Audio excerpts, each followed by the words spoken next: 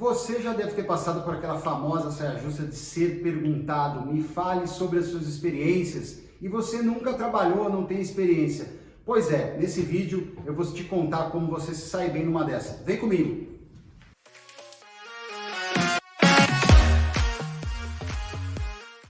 Oi pessoal, Fernando Guedes falando. Para quem não me conhece, seja bem-vindo ao canal. Eu trabalho com recrutamento há mais de 13 anos, atendendo empresas dos mais diversos segmentos, portes e tamanhos no Brasil todo. Recruto também nos 3 diferentes níveis da pirâmide hierárquica: diretoria, média gerência e principalmente para quem está começando a carreira. Então, nesse vídeo a gente vai contar um pouco daquela situação que eu imagino que todo mundo já viveu. Eu também já fui jovem, minha filha passa por essa situação em alguns momentos, que é a famosa pergunta para você contar sobre as suas experiências, sendo que você não tem experiência, afinal você está na faculdade, é o seu primeiro ano, segundo ano, ou então você nunca trabalhou naquela área para a qual você mandou o seu currículo e foi chamado, então você não tem experiência nessa área. Certamente você já passou por essa situação e hoje eu quero contar um pouco mais das minhas experiências, como elas podem te ajudar a se sair melhor quando isso acontecer. E tenha certeza que isso vai acontecer em outras vezes. Bom, é comum então, você não ter experiência em determinada área, você está começando a sua carreira, então isso é super comum. E tenha certeza, isso vai se repetir ainda por alguns anos, e sempre que você, fazendo um plano de carreira, a ideia do canal aqui é a gente trabalhar planejamento de carreira, e sempre que você então tentar fazer uma mudança de área, mesmo com mais tempo de experiência, isso pode se repetir. Mas o que eu quero trazer aqui, que é legal, é um pouco sobre a visão do contratante, tá? Ele sabe que ele tem plena convicção que você não tem experiência. Ele já te chamou sabendo disso. Ele abriu a vaga e definiu os critérios para fazer um programa de estágio, sabendo que as pessoas que iriam trabalhar, iriam mandar o seu currículo e participar do processo, não teriam experiência. Isso é comum, isso faz parte do dia a dia do recrutador. O que mais o recrutador, e essa é a visão do contratante, do recrutador, do headhunter, busca em você que está começando a carreira é o seu soft skill, a sua personalidade, são as suas habilidades. E ele sabe que você, com pouca experiência, traz essas habilidades de outras vivências, de outras situações que não necessariamente atuando no mercado de trabalho. Então, o que eu quero comentar um pouco aqui, e a gente vai entrar mais no detalhe, são sobre as habilidades que as empresas procuram e o que isso traz de experiências, o que são experiências, habilidades, como que essas questões são construídas. Vocês já devem ter ouvido falar bastante sobre os famosos soft skills. Soft skills são as habilidades que você adquire durante a sua vida, vivendo situações de trabalho, situações pessoais. E para você que está começando a sua carreira, essas habilidades elas são adquiridas antes da sua faculdade, antes de você entrar no mercado de trabalho. Essas habilidades são adquiridas em diversas situações que eu vou contar um pouco aqui. Vou passar aqui para outra página. E a gente vai falar de experiências que constroem habilidades. E aqui eu queria trazer alguns exemplos, Passando muito rapidamente, existe o exemplo do intercâmbio. Muitas pessoas já fizeram intercâmbio, ou já estudaram idiomas, ou já viajaram para o exterior. Se o fizeram sozinho, obviamente isso trouxe algum desconforto e fez você trabalhar alguma habilidade envolvendo proatividade, desinibição, ter que se virar sozinho. Isso faz a gente crescer, faz a gente amadurecer, isso faz parte da vida. A questão de praticar, a questão dos esportes, praticar esportes, treinar para os esportes, não só em nível de competição, mas enfim, você tentar superar você mesmo. Aqui eu digo, não são só os esportes propriamente dito em que você tem um esforço físico, mas competições de games, competições de matemática, competições na escola, apresentar um trabalho em grupo em que você tem que ser ali avaliado, isso traz naturalmente um quê de competição. Um outro exemplo é o trabalho voluntário, e existem também situações pessoais e desafios pessoais que fazem parte aí dessa situação. Então, hoje a gente vai fazer de uma forma diferente. Eu vou trazer de colegas nossos que estão aí ajudando a gente a transformar esse canal em algo legal que ajude o máximo de pessoas possíveis. e que compartilharam vídeos sobre as suas experiências. Vamos passar sobre o primeiro deles, que fala sobre a experiência com o intercâmbio? Oi pessoal, eu sou a Caroline Dubad, eu tenho 24 anos, sou formada em marketing pela USP e antes de entrar na faculdade eu tive a oportunidade de fazer um intercâmbio. No meu segundo ano do ensino médio eu fiquei 2 meses na Austrália, em Sydney, e eu fui para fazer um curso intensivo de inglês para perder um pouquinho do medo que eu tinha de falar essa língua. Eu sempre falo que o intercâmbio assim, foi uma mudança muito grande para mim, tanto em questão de desenvolvimento no idioma, mas acho que principalmente por desenvolvimento pessoal mesmo.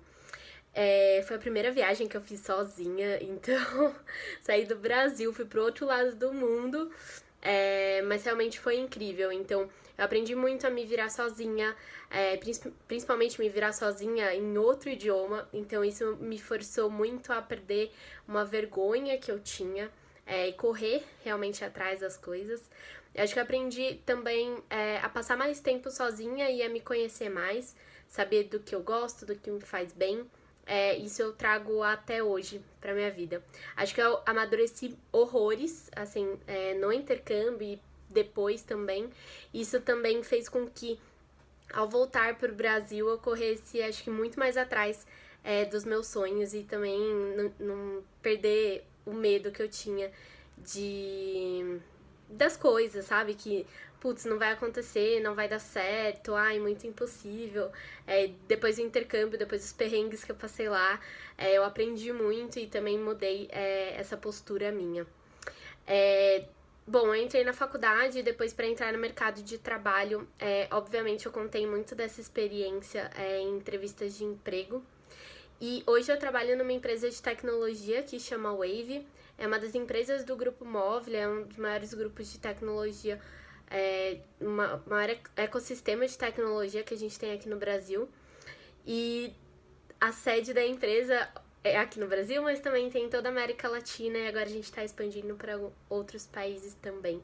Então, no meu dia a dia eu preciso estar em contato com pessoas que falam outra língua e normalmente o idioma que a gente encontra em comum é o inglês. Então, ter tido essa oportunidade, ter dado tapa na cara e falar, não, eu vou aprender, vou perder esse medo, faz muita diferença hoje pro meu dia a dia e também fez muita diferença para eu ser aprovada no processo seletivo.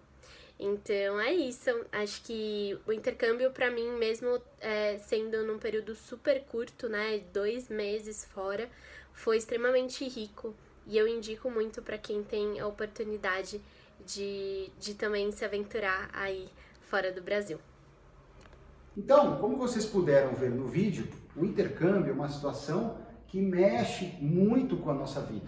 Você sai do conforto da sua casa, da sua família, você sai da proximidade que você tem com os seus amigos, você acaba chegando num local onde a cultura é diferente, a alimentação é diferente, você tem um desafio que é estudar uma língua nova num país novo, com uma temperatura muitas vezes muito diferente do que a gente está acostumado no Brasil. Então você tem o frio, você está sozinho, você não tem seus pais, não tem seus amigos, não tem a chamada zona de conforto onde tudo meio que já funciona do jeito que você está acostumado. Então é claro que passar por essa situação vai fazer você crescer.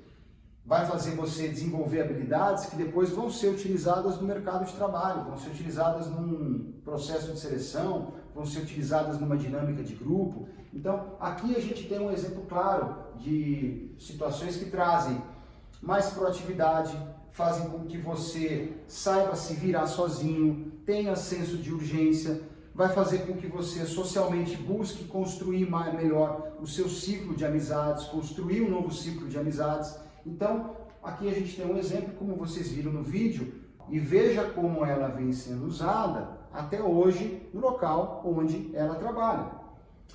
Um outro exemplo hoje que nós vamos comentar é sobre esportes. Vamos assistir agora o vídeo do colega que fala sobre a situação dele em relação aos esportes. Oi gente, tudo bem? Eu sou o Pedro Benatti, estou no 5º ano de Direito da PUC Londrina. Eu trabalho na Justiça do Trabalho do Estado do Paraná. E durante a minha vida, tenho 23 anos, eu joguei badminton e vôlei. Isso me fez adquirir habilidades como resiliência, persistência, aceitar perder, e me ajudam muito hoje na minha rotina de trabalho. Persistência até conseguir passar num concurso, resiliência para continuar estudando mesmo nos dias que não são fáceis, que tem dia que você acorda de saco cheio e quer só ficar na cama deitado, e não vai ser na primeira vez que você vai acertar. Então, aprender a não desistir, tá bom? Espero contribuir um pouquinho com vocês. Grande beijo. Então vamos lá, como a gente pode perceber, ele fala sobre alguns pontos que são inerentes à preparação para uma situação de competição. Veja, essa competição ela pode ser um time, onde você tem ali uma equipe e você precisa trabalhar de um jeito colaborativo, você precisa saber ouvir o outro, você precisa ter disciplina para treinar todos os dias, você precisa ter força de vontade, você precisa ter resiliência, você precisa de uma série de atributos que fazem com que você tenha um nível de competição à altura da concorrência. É o que a gente fala do mercado de trabalho. Esse exemplo, além das habilidades, ele cabe também no cenário atual que a gente está vivendo. Alta competitividade, poucas vagas, você precisa estar muito bem preparado. Lembra do que eu já falei em outros vídeos? Passar num processo de seleção é tão difícil quanto ser aprovado num vestibular de medicina. Mas voltando então ao exemplo, quando a gente traz também para a realidade de uma competição de provas de matemática, Olimpíada de Matemática, uma competição de games. Veja, você não chega lá na hora e tudo acontece sozinho. Você tem uma preparação. Eu gosto de praticar esportes, acredito que é uma forma de você equilibrar a vida profissional e pessoal, ter uma válvula de escape para a rotina estressante que a gente vive. Posso dizer também, com a minha experiência, que grande parte dos executivos que eu conheço no mercado de trabalho praticam alguma atividade esportiva. Isso está ligado a prazer, está ligado à disciplina, como eu falei, está ligado à força de vontade. Os ganhos são muito, muito grandes. Mas o ponto forte que eu quero trazer, da minha experiência especificamente, é que quando você vai fazer uma competição, muitas vezes, o mais difícil não é chegar na competição e fazer. No dia você vai fazer, você vai numa prova de maratona aquática, um dos esportes que eu gosto, você vai entrar lá no mar e vai nadar, você vai sair no final de um jeito ou de outro. O que é muito difícil durante esse processo é a fase de treinamento, é a disciplina, é a força de vontade, é você ter claro por que você está fazendo aquilo. Então, voltando aqui no exemplo, quando numa situação em que o recrutador já sabe que você não tem experiências e quer que você conte sobre a sua vida, citar situações de competição nos esportes ou competições de conhecimento fazem com que você consiga mostrar as habilidades que você desenvolveu. Veja, não é para se decorar o texto e chegar com uma coisa pronta. Você precisa de um autoconhecimento, você precisa realmente olhar para você, conversar com você mesmo e entender quais foram as habilidades que você adquiriu com aquela situação, nas quais você agora se vê mais preparado. Você fala, poxa, aquela situação difícil da competição, do treino, a cobrança, ela trouxe realmente uma resiliência que talvez uma pressão que eu vá vivenciar no ambiente de trabalho por entregar algo no espaço de tempo muito curto ou entregar algo difícil que eu não sei fazer, se eu levar para a situação do esporte, certamente eu tenho um paralelo. Então, se lá eu conseguir superar, no ambiente de trabalho eu também vou conseguir superar. Vamos falar agora do próximo vídeo, vamos assistir agora de uma pessoa que faz trabalho voluntário. Trabalho voluntário também é uma forma muito legal de se adquirir habilidades que depois podem ser aplicadas no mercado de trabalho. Vamos lá? Olá, meu nome é Felipe Graudelo Silveira, eu tenho 24 anos, eu curso Engenharia de Produção na Universidade Presbiteriana Mackenzie e hoje eu vim aqui contar para vocês como eu acredito que a minha participação em grupos de voluntariado me ajudou a adquirir algumas habilidades que se tornaram facilitadoras nos processos seletivos que eu participei. Hoje eu estou estagiando na Valeo Sistemas Automotivos que é uma multinacional do setor automobilístico. Hoje eu participo do Sonhar Acordado, que é um voluntariado que tem a ideologia de transformar a sociedade formando jovens líderes e transmitir valores cristãos. Eu acredito que o voluntariado me ajudou a adquirir algumas habilidades como melhor trabalho em grupo, uma melhor comunicação, escutar e respeitar as ideias dos outros e saber me posicionar de modo que eu consiga sempre transmitir a minha ideia de uma melhor maneira. Essas e muitas outras habilidades me ajudaram a conquistar a aprovação no processo seletivo, por isso eu indico a todos a participarem de voluntariado, para adquirirem habilidades como essas que serão facilitadoras para um melhor desempenho nos processos seletivos e no trabalho. Legal. Pô, gente, trabalho voluntário é uma coisa muito legal, super importante, que quem faz eu sempre dou os parabéns, porque é algo que exige coragem, exige disciplina, exige humildade, exige algo que é super importante, que é saber se colocar no lugar do outro, ter ouvidos para a situação do outro, e claro que quando ele tem um cunho social, a realidade que a gente acaba encontrando é muito diferente, muitas vezes, e a gente aprende muito com ela. Eu costumo dizer, e eu ouço de pessoas que fazem trabalho voluntário, elas também confirmam isso, que quem faz o trabalho voluntário, quem ajuda o outro, acaba sendo mais ajudado do que efetivamente a pessoa que recebe ajuda.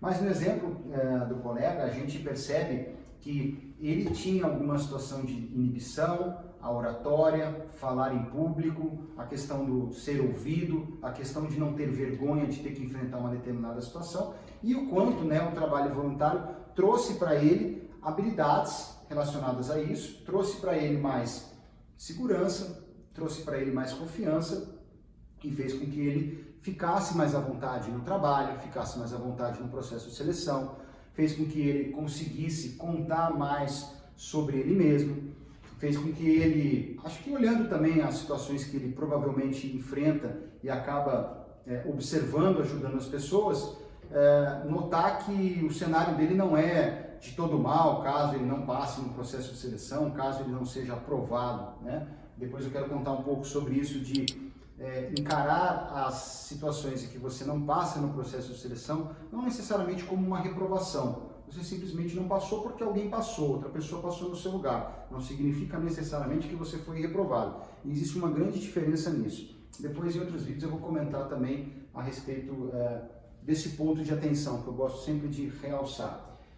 Outra situação são desafios pessoais, projetos científicos, coisas que você vivenciou na família, na sua casa, coisas que você vivenciou muitas vezes envolvendo a mudança de trabalho do seu pai, uma situação na empresa da sua família que passou por um cenário de crise, de dificuldade, de falência, mudanças que você acabou tendo que fazer para acompanhar seus pais que foram transferidos de uma cidade para outra, as trocas de colégio, os desafios que você lembra que você enfrentou ainda na fase pré-faculdade, nas apresentações do trabalho, a própria preparação para o vestibular já é algo que desafia bastante, já é algo que gera ansiedade, que tira o sono, que faz com que você tenha que ter organização, disciplina, força de vontade, resiliência, faz com que você tenha que ser proativo e buscar informações que vão além das questões extracurriculares, para na hora, por exemplo, de você fazer uma redação, você ter conhecimentos gerais, ter argumentação, não só saber escrever, mas ter realmente conteúdo para escrever. Então, aqui é um outro exemplo,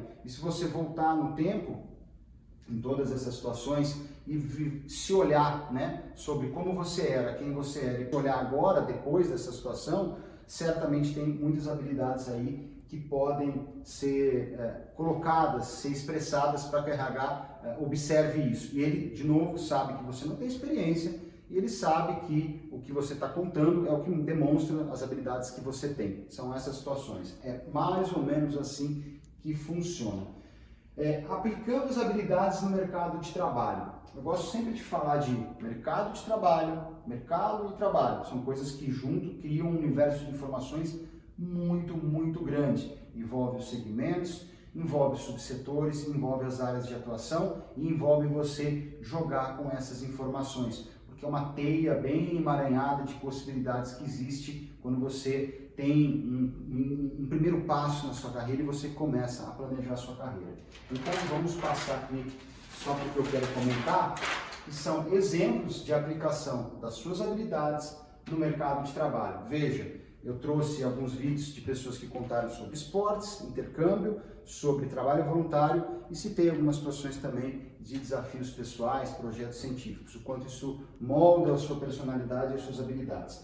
Mas vamos trazer aqui para um exemplo prático. Imagine uma empresa do segmento de bens de consumo, lembre-se, são 20 segmentos.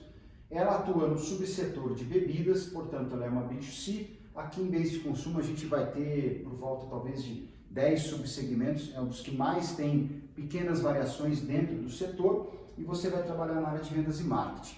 Então imagina que o mercado de bebidas, no caso, vamos falar de bebidas alcoólicas, tá? Não necessariamente a fábrica que produz bebidas produz só bebidas alcoólicas, ela pode produzir refrigerantes, sucos e, enfim, outras diversidades aí de produtos. Mas imagina que a bebida alcoólica tem a sua maior margem de lucro quando ela é vendida nas festas, quando ela é vendida nos restaurantes, quando ela é vendida nos hotéis, quando ela é vendida nos bares. Se você for comprar uma caixa de cerveja no supermercado e for comprar uma cerveja no barzinho, no happy hour que você sai com seu colega, certamente você vai sentir no bolso essa diferença. Ela tem as razões de ser, você está num local onde há um outro ambiente, há pessoas prestando um serviço, os garçons, você está ali em lazer com os colegas, né? Eu estou dizendo isso, claro, uma realidade pré-pandemia, mas eu tenho confiança que isso em breve vai passar e a gente vai retomar as interações sociais como se havia anteriormente. Então é claro que trabalhar numa área de vendas e marketing desse tipo de produto faz com que a pessoa muitas vezes possa ocupar um cargo, eu vou pegar aqui um exemplo de promotor de vendas de bebidas que são servidas na balada, nas raves, nas festas, nos festivais. Legal. Essa pessoa precisa ir para o local, ela precisa conhecer o público dela, ela precisa entender a característica do público dela, ela precisa conversar com o proprietário, ela precisa possivelmente frequentar esses locais. Eu gosto sempre de trazer alguns exemplos e quando a gente trabalha esse tipo de vaga, que é considerado uma vaga de middle management, né, num nível de especialista, um coordenador de equipes que trabalham nos eventos, as pessoas que muitas vezes têm lá um namorado, uma namorada, etc., o companheiro às vezes não fica muito satisfeito de você falar, pô, eu tô saindo para trabalhar agora, sábado, 10 da noite, e eu volto amanhã às 5 da manhã. Fala, pô, mas você vai trabalhar na festa? Vai trabalhar na balada? Pois é, esse é meu trabalho. Eu preciso estar próximo às pessoas, eu preciso conhecer as pessoas, eu preciso interagir com as pessoas, eu preciso saber quem são essas pessoas, o que elas pensam, eu preciso saber o que elas estão consumindo. É um olhar em que a habilidade de socialização, a habilidade de comunicação, a habilidade de fazer amizades, ela conta muito, ela é muito importante. Você precisa, de alguma forma, interagir, conversar, enfim. Estou dando um exemplo aqui, obviamente, dentro dessa área de vendas e marketing, você também, mesmo não indo no local das festas para vender as bebidas alcoólicas, quando você trabalha em marketing, você precisa entender o seu público, como que você vai fazer a chamada de vendas. E aí a gente vê as propagandas, muitas vezes, dos carnavais, as bebidas às vezes estão ligadas a esportes também, tem muita gente que gosta de assistir futebol nos bares. E é muito legal pensar um pouco nisso e como que isso muda o perfil e a habilidade que o profissional precisa. A outra situação você vai concorrer para uma vaga numa indústria farmacêutica, você remete, quando eu falo indústria farmacêutica, a alguns subsetores também, o primeiro deles é o remédio, mas especificamente, eu estou falando de uma indústria que produz equipamentos, tá, de exames médicos. Esses equipamentos são vendidos para hospitais ou laboratórios que fazem esses exames. Então isso aqui é um B2B, ele não vai para o consumidor final. O consumidor final sou eu vou para um laboratório com um pedido médico de um exame, faço o exame, tiro uma chapa, exame de sangue, uma ressonância, aqueles raios-x, né, da parte ortopédica. Então, veja, eu estou aqui num subsetor da indústria farmacêutica que não deixa de ser bens de consumo, pelas características de que parte da indústria farmacêutica é um B2C. Mais especificamente, a gente está falando de uma indústria que faz equipamentos grandes. equipamentos que às vezes levam anos e anos e anos para serem produzidos, eles vêm importados, não é uma indústria muito grande no Brasil. E você vai trabalhar na área de produção, especificamente na área de qualidade.